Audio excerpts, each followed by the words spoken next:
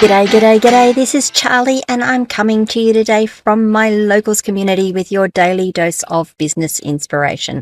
Come on over and join me at askcharlieleetham.locals.com. You can join the community for free. You can become a supporter, get access to supporter-only content, add your comments to conversations, create your own conversations, and of course, you becoming a supporter helps me keep creating content like this, like my podcasts and like my tutorials. Today, it's topic number 150, the art of adaptability. So I'm going to start with a couple of little stories and then I'm going to get into the podcast. The first story is the story of Netflix. Now, I'm sure you all know Netflix, and if you don't, okay. It would be rare for people not to know who Netflix are in this day and age. But Netflix didn't start out as a streaming company. Netflix actually started out as a rental company.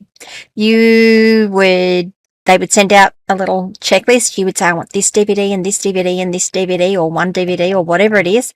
And then you would send that back in and they would send you your DVDs. You'd watch them. You'd put them back in an envelope. You'd send them in and then you could hire some more from them.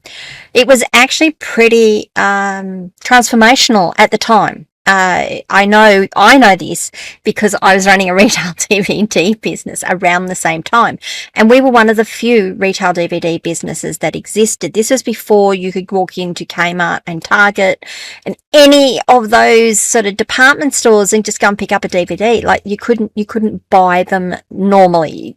We needed specialized stores. So that was the story of Netflix started, is that they were a rental company. But they saw very quickly that the rental market was going to die, that way of doing business wasn't going to work for them. So they developed their streaming technology and they pivoted from becoming a rental company to a streaming company.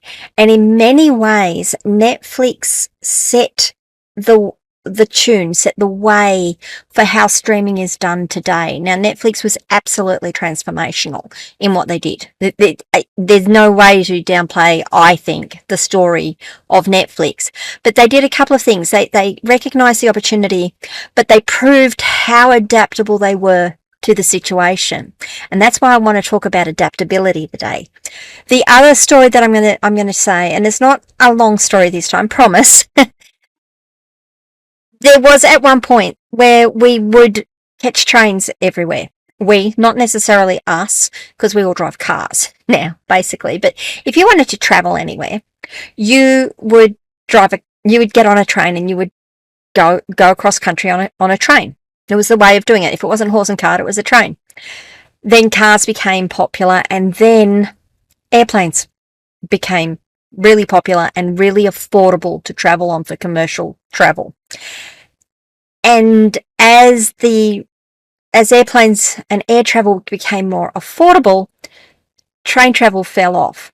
Now, and I use this example for a couple of reasons, but in terms of adaptability, the companies that did the best were the transport companies that recognized they weren't in the business of running a train company, running train travel. They were in the business of transporting customers. And when they knew that they were transporting customers, they were able to adapt their business model and say, well, we can take advantage of air travel. So we're going to use air travel now, not train travel. So that's why adaptability is so good and so crucial when you're in business. So let's have a talk about adaptability. I've already given you a couple of stories. The reason that adaptability in business is important is that you can evolve as your market, as the industry, as the environment evolves with you and around you. You can take advantage of market shifts. You can downplay when market shifts aren't all that great.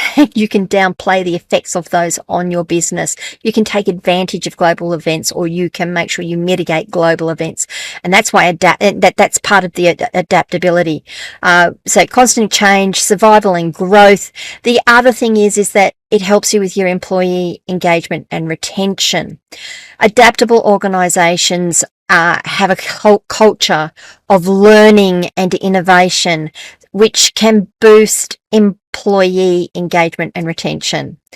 You're more likely to retain an employee if you are encouraging them to grow, if you're giving them training opportunities, if you're letting them learn new things, if they can see new technology coming down, or new ways of doing things coming down the line, and they can actually take advantage of it, they're more likely to stay with you. Now, I actually have some personal experience with this.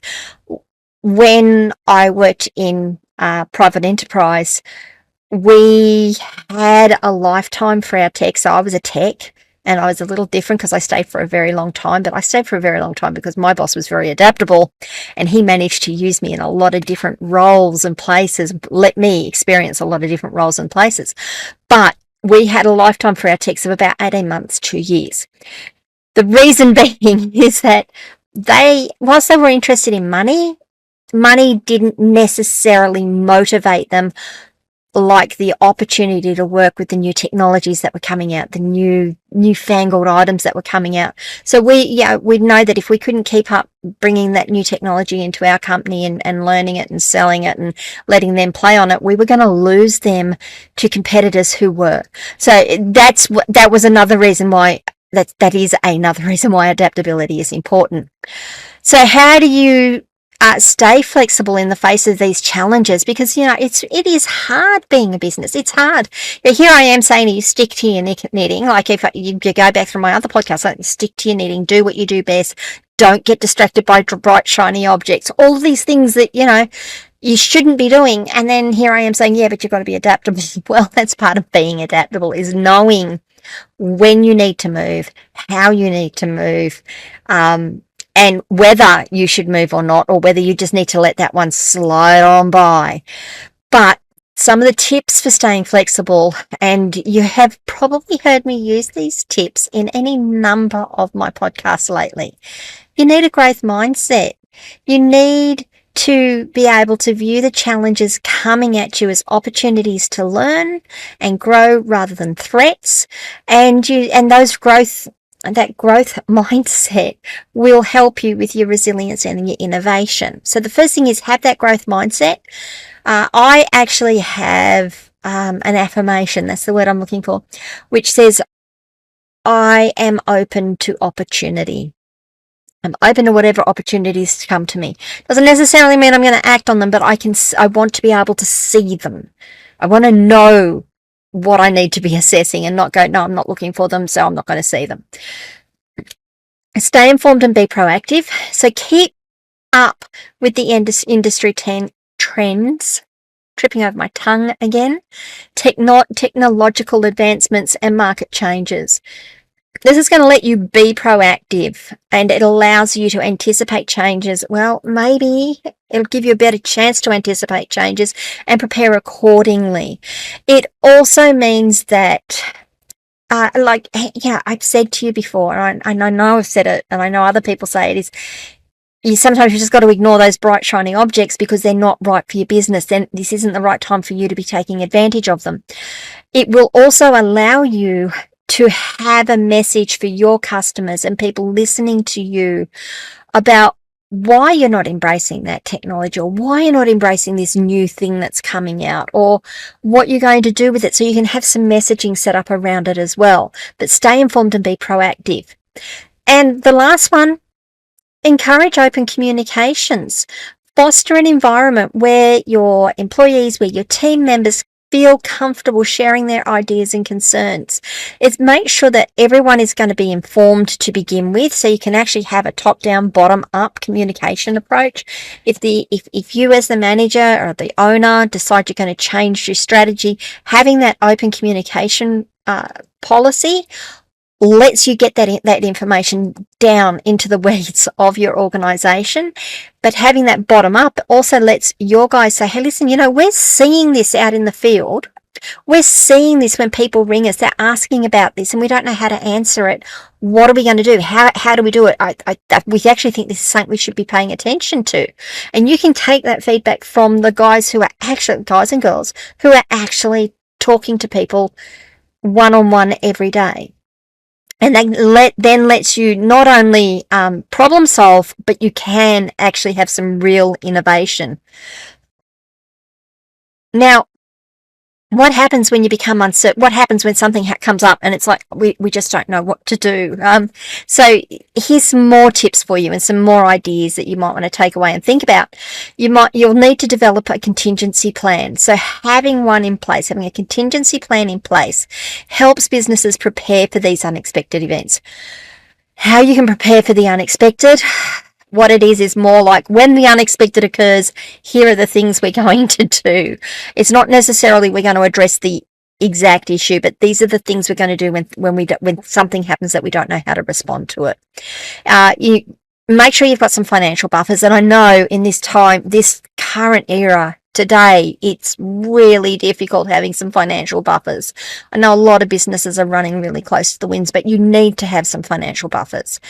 Make sure you've got some alternative suppliers, and if not alternative suppliers for the exact product, know what else is out there that you could slot in, maybe with a bit of tweaking to replace those suppliers, and have some flexible work arrangements available. So if you need to bring in a contractor, if you need someone might get sick and they might need part-time work, something along those lines, have some flexible working arrangements so that you can look after and retain your people as well.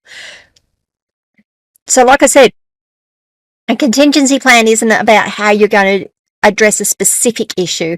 It's what you're going to do when something unexpected comes up, the steps you're going to take when something comes up. Invest in employee training or team training, your team member training. I know I keep harping on about communication training.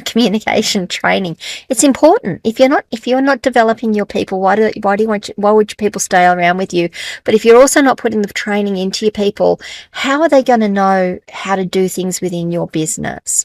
So continuous training and development, it gives your team members skills needed to adapt to the new technologies and processes, if you're bringing in new technology and processes, but it also makes sure that you're developing a loyalty in them as well, because you're investing in them for their self-development. Hopefully that reciprocates back to you. And cultivate a supportive culture. Make sure, and again, this comes back to your training, make sure that your team members feel valued and supported.